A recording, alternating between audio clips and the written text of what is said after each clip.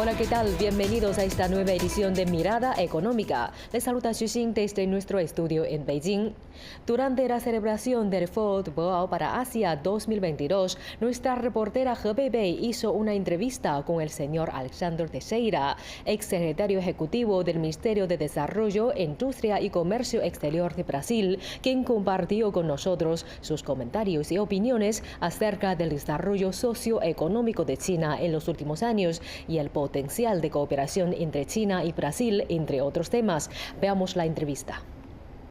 Muy buenas, señor Alessandro Teixeira. Muchísimas gracias por concedernos esta entrevista. Y es un gran honor y un gusto para mí tenerle aquí en este estudio, en este lugar tan bonito que se llama Boao, ¿no? Sabemos que Boao era un pueblo de pescadores y en los últimos 20 años se hizo muy famoso por albergar el Foro de Boao para Asia.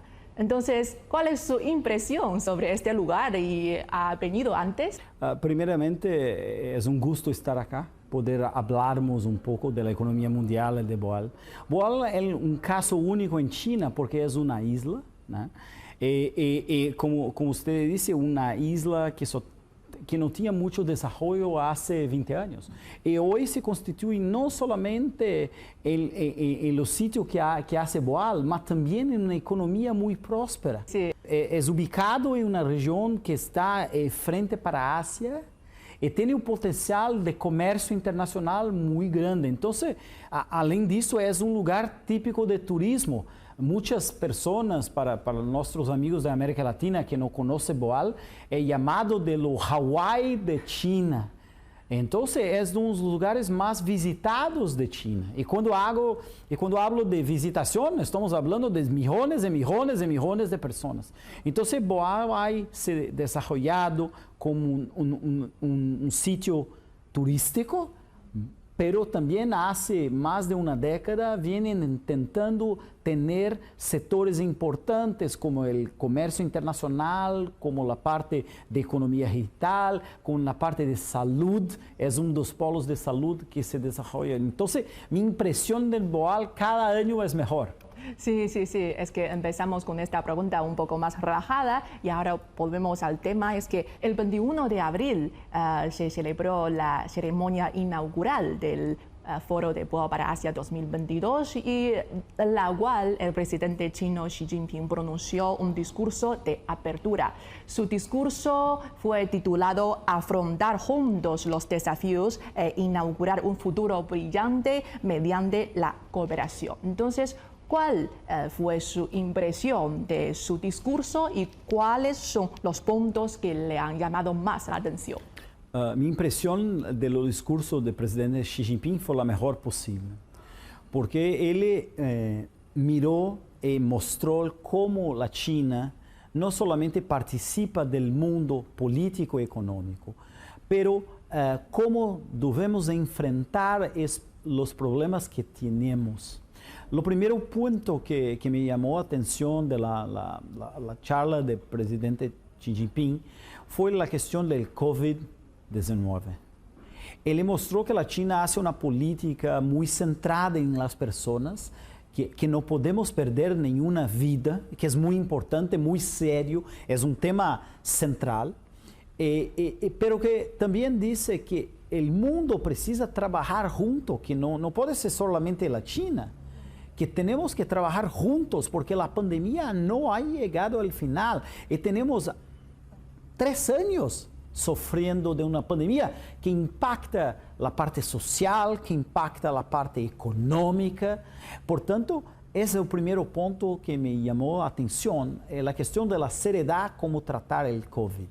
El segundo punto que habló muy directamente, es la cuestión de los problemas mundiales que tenemos. Aparte del COVID, tenemos un problema macroeconómico, un problema también derivado del conflicto armado entre Rusia y Ucrania, que coloca una cuestión sobre el crecimiento del mundo, sobre el desarrollo del mundo. El presidente Xi Jinping ha dicho que es importante que tenemos que trabajar juntos, que estamos en la misma embarcación, que no podemos tener personas de un lado de la embarcación y del otro lado, que tenemos que estar juntos. Entonces le dice primero que tenemos que confiar y trabajar para el fortalecimiento de los mecanismos multilaterales. Esa es la primera cosa importante. La segunda cosa importante es que dice que China ofertó al mundo una plataforma de cooperación que se llama Desarrollo Global, la Iniciativa de Desarrollo Global, pero que la iniciativa de desarrollo global necesita de otra iniciativa que él presentó, que se llama Iniciativa de Seguridad Global, que para su visión no podemos tener desarrollo sin tener seguridad, porque sin seguridad no tenemos nada, y la América Latina conoce bien lo que se pasa cuando no tenemos seguridad. Entonces, es importante, es una iniciativa que el presidente Xi Jinping colocó y los próximos meses, años, vamos a desarrollar esto. El tercer tema importante es el papel de la Asia, de la región en la economía mundial. Hoy la región de Asia responde por más de 30% de lo Producto Interno mundial, de lo Producto Mundial. Por tanto, é uma região de importância que tem a segunda mais grande economia do mundo, que é China. Então, como a região necessita ter uma melhor governança econômica, política, é o terceiro tema. O quarto tema, e também muito importante, é a resiliência da economia china. As macropolíticas, a política monetária, a política fiscal e também todo o esforço que o governo chino ha feito para chegar em um crescimento. Portanto, estes 4 pontos são fundamentais no discurso do presidente Xi para compreendermos e também aborda todas as questões que são importantes, não somente para a Ásia, mas também para todo o mundo. Claro, Asia es como el motor de la economía mundial. Y durante el discurso del presidente chino Xi Jinping, el punto, la frase que me ha llamado más la atención es que dijo: cuando más difíciles sean las circunstancias, mayor será la necesidad de afianzar la confianza, ¿no? Entonces, hablando sobre la confianza, tenemos una noticia como optimista, porque en el primer trimestre la economía china ha crecido 4.8%. Entonces, para ustedes, ¿cuáles son las razones en las que China tenga esta economía creciente en estas circunstancias tan complicadas? Es importante decir que la economía china crece porque las personas, la economía acredita en el gobierno y la mensaje del gobierno chino es: no podemos parar, tenemos que trabajar más duro, tenemos que hacer más comercio, tenemos que expandir el consumo. Por tanto, las cuestiones colocadas en la economía muestran que el gobierno está haciendo todo el esfuerzo para la economía prosperar. Es por eso que la China tiene un crecimiento de 4.8 en 3 meses. Sí, sí, es que siempre no dejamos la recuperación económica, siempre nos esforzamos de que la economía siga, ¿no? Y con muchas políticas, ¿no? Algunas políticas económicas o financieras de China le ha llamado la atención en los últimos días. Yo pienso que en los últimos meses el gobierno chino ha hecho un esfuerzo muy grande para expandir el consumo. Porque expansão de consumo no mercado chino significa garantizar emprego, significa fazer a roda econômica girar. E isso é muito importante. A segunda é que o governo também vem tomando algumas medidas para promover o crédito à economia, para que as empresas que passam por dificuldade, por lo Covid ou por outro problema, tenham acesso ao crédito, o que hace que podem continuar trabalhando. Então, são as 2 partes que me chamam muita atenção da economia china recentemente. El presidente chino Xi Jinping también mencionó que todos los países en el mundo estamos a bordo del mismo barco. Sí. Hay que navegar juntos para llegar a un futuro brillante y compartimos tanto las tormentas como el sol, ¿no? En este sentido, todo el mundo tenemos que colaborar mucho. En este caso hay un problema que es muy urgente para toda la humanidad, que es la crisis climática. Porque he notado que durante el Foro de Boao para Asia 2022 había muchos subforos que se centran en temas de la neutralidad de carbono. Y sabemos que China, el gobierno chino, ha puesto su meta muy claramente, que es un desafío, ¿no? ¿Cuál es su perspectiva en este sentido? China ha colocado una meta muy difícil. Es una meta muy difícil, muy compleja. Obviamente, cuando esta meta fue establecida, no teníamos COVID-19, no teníamos una crisis armada en Ucrania y Rusia. Y digo eso porque la Rusia responde por una parte importante energética, no solamente para Europa, mas también para China, en gas, en petróleo, entonces energía como un todo. Entonces es una cuestión que necesita ser debatida, analizada, y es esto que el Fórum de Boal está haciendo. Por eso tiene muchos subfórulos para debater cuáles son las fuentes alternativas de energía, las energías renovables, el hidrógeno verde. Todos esos son cuestiones centrales. Pero para China llegar a y cumplir esa meta necesita de desarrollo de nuevas tecnologías que son fundamentales para mejorar la utilización de una matriz energética que la China tiene a base de carbón. Entonces, la segunda generación, la tercera generación, quizá la energía nuclear, la energía renovables, la mudanza de los transportes, de la frota de altos de China para más altos con menos gasolina, más elementos eléctricos son muy importantes. Entonces, todos esos puntos son de fundamental importancia para debater y analizar para que China pueda cumplir su meta. Todo el mundo tiene que hacer un esfuerzo conjunto con China para que China consiga llegar en estas metas. Sí, yo también participé en un subforo durante la edición del Foro de Boao para Asia 2022, que se hablaron sobre la neutralidad de carbono y las acciones de las empresas y del gobierno. Y dijeron los participantes, los académicos, los representantes gubernamentales y los empresarios que todo el mundo, toda la comunidad internacional ya es consciente de esa crisis climática y también de que el tiempo se acota.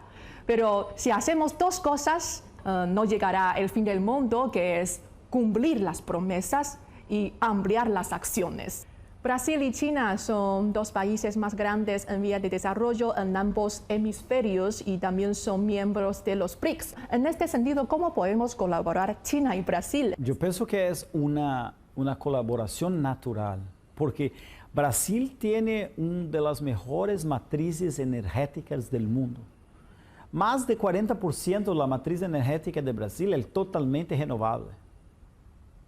En la parte del combustible fósil, no usamos mucho combustible renovable como etanol, como la parte de carros eléctricos. Caña de azúcar. Cana de azúcar, sí, maíz. La América Latina como un todo tiene una política más, más fuerte para la parte sustentable. Si pegamos, por ejemplo, el Caribe, si pegamos Colombia, Costa Rica, Chile, todos tenemos.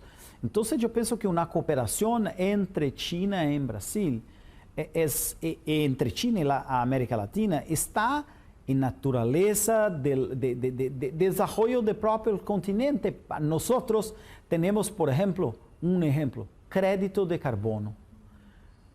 América Latina tem florestas tropicais, tem a Amazônia, que não pertence só ao Brasil, tem outros países da América Latina, que podemos emitir crédito de carbono. E o sistema de comércio de carbono em China se ha desenvolvido muito desde 2013. China ha estabelecido em 2013 7 mercados de desenvolvimento de carbono. Então, portanto, toda essa parte de preço de carbono, que podemos ter uma cooperação muito forte entre China, entre América Latina e Brasil principalmente. El mundo está en la era digital y entramos en una nueva era, una nueva ronda de la revolución digital. ¿Cómo evalúa usted el desarrollo de China en este sector de la economía digital y algunas experiencias personales? China, hace un par de años, era el cuarto, quinto más grande mercado. Hoy es el segundo mercado digital. Mas lo más importante es que la economía digital, el medio digital no influencia solamente a economía china, mas influencia la sociedad, la legalidad, las instituciones. La sociedad china ha cambiado mucho por el desarrollo de la economía digital. Yo pienso que hoy la economía chinesa y la sociedad chinesa no puede vivir sin la economía digital. Cuando nosotros saímos a una tienda para comprar alguna cosa, nos pagamos con WeChat. No tenemos más moeda física. Es importante, dos ejemplos, cuando yo llegué a China hace 3 años y pico, yo preguntaba, necesito comprar esto. Él me respondía, mis colegas, mis amigos, Taobao. Y yo decía, ok, Taobao. Necesito comprar eso, Taobao. Necesito comprar eso, Taobao. Se consigue todo. Todo en Taobao. Yo le dije un día a un tipo amigo, me dice, mira, ¿dónde está este Taobao? ¿Dónde voy a ver este Taobao? Porque yo no comprendo. Es virtual. Él me dice, no, es virtual. Entonces, hoy ha cambiado la forma. Tú puedes estar acá, nosotros estamos aquí a practicar, hablamos en entrevista, y tú puedes pegar tu smartphone, comprar comida, comprar cosas y cuando llegar a tu casa están lá. Mas claro, es muy importante que las personas, especialmente en América Latina, tengan noción que eso solo puede ser feito porque el gobierno chino ha inversionado mucha plata en infraestructura. Si en infraestructura no hay broadband, no hay inserción de internet, no conseguimos tener una economía digital. Entonces hablamos en América Latina varias veces sobre innovación, desarrollo tecnológico y esquecemos que necesitamos hacer una inclusión tecnológica, una inclusión digital. Y esto es lo más importante. Entonces la economía china ha cambiado mucho, la sociedad china ha cambiado mucho, va a cambiar mucho más pelas questões tecnológicas, mas também por esta questão de transformação digital da sociedade e da economia china. La economía digital ya se ha convertido en una de las fuerzas muy importantes en la competición mundial, ¿no? Pero existen grandes diferencias en diferentes países desarrollados, países en vía de desarrollo en el sector de la economía digital. Entonces, a su juicio, ¿cómo pueden los países en vía de desarrollo superar la brecha digital? Es una pregunta muy difícil de responder porque tenemos hoy un gap digital entre los países.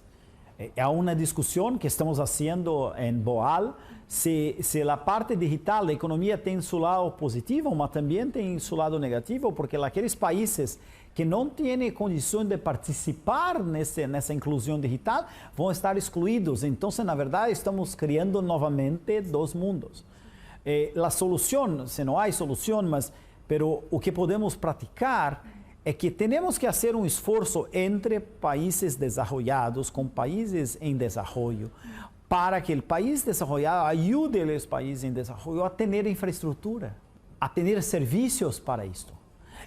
Portanto, isso é uma solução que temos que ter. Então, por exemplo, o trabalho que as diversas operadoras de telefonia chinesas e de broadband estão fazendo em África, em América Latina, é muito importante. Porque ter um custo mais baixo para ter acesso, mas também os governos latino-americanos necessitam ter políticas e inversionar em ter prioridades para construir uma base digital. Construindo uma base digital, temos oportunidades para pequeños y medianos empresas, para as pymes, criamos emprego, tenemos acceso al crédito. Entonces, la economía digital, si unirmos el gobierno con la iniciativa privada, tenemos una posibilidad mucho mayor, mucho más grande que, por ejemplo, los problemas que podemos venir. Entonces, sí, usted ha mencionado sobre las infraestructuras. Eso lo llamamos como las nuevas infraestructuras de 5G, de las instalaciones para satélites para economía digital. Y eso me acordé de la iniciativa china de la Franja y la Ruta, que ha tenido el objetivo de como establecer las infraestructuras tradicionales como carreteras, como ferrocarriles, etcétera. Y esto también ha llegado a América Latina. ¿Y cómo evalúa su influencia a lo largo de estos años desde que propuso el presidente chino Xi Jinping? Es importante decir que la China es el país que más inversiona en América Latina. Eso es muy importante. En todas las áreas, el perfil de inversiones de China ha cambiado en los últimos años. Empezó por un perfil más voltado a las commodities, a parte de ganadería, minería. Ha cambiado por una parte de infraestructura más físicas, como carreteras, puertos, ferrocarriles. Y ahora cambia para empresas de alta tecnología. Por ejemplo, TikTok de ByteDance es el fenómeno más grande que hay en América Latina. Para los latinoamericanos saben que, por ejemplo, llegó a patrocinar la Conmebol, que es la competición más grande de fútbol en la América Latina. El patrocinador central es TikTok.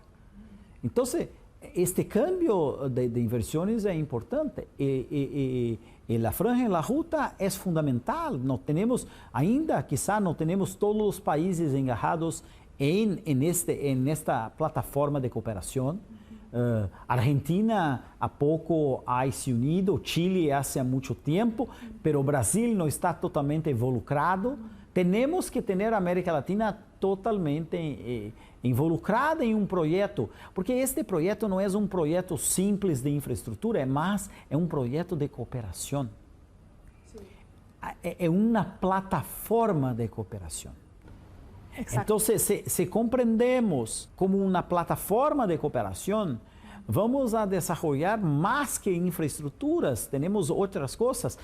Obviamente, acá en China, en la región, acá en Asia, China trabaja muy fuerte como una estrada, una ruta digital, sí. Trabaja la ruta médica.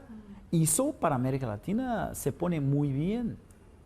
Se pone muy bien. Tenemos que compartir experiencias, tenemos que compartir necesidades. Y yo pienso que esta plataforma de cooperación va muy bien con la América Latina. Sí.